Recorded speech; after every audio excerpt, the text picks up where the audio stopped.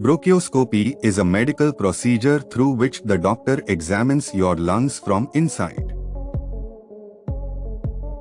With the help of bronchoscopy procedure, different conditions of the lungs can be diagnosed, like lungs tumor, continuous cough, loss of something in the lungs, abnormal chest X-ray, etc.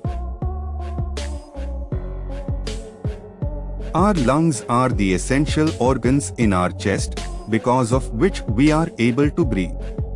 But sometimes there is an infection or some other problem in our lungs, which can be difficult to breathe.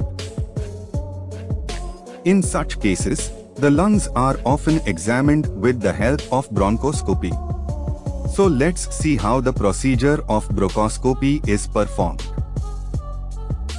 Before performing bronchoscopy, either the patient is given general anesthesia or the lungs and airways are moistened with sedatives,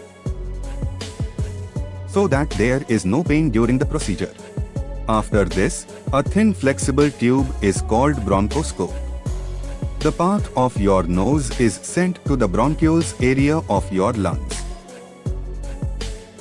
At the end of the bronchoscope, there is a camera and light, with the help of which the lungs can be examined from inside.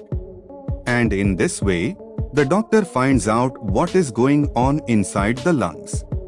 Sometimes the doctor also sells some other instruments with the bronchoscope in the lungs, with which the sample of the lungs can be collected, or the mucus present in the lungs is cleared with the help of an instrument, or something stuck in the lungs can be removed.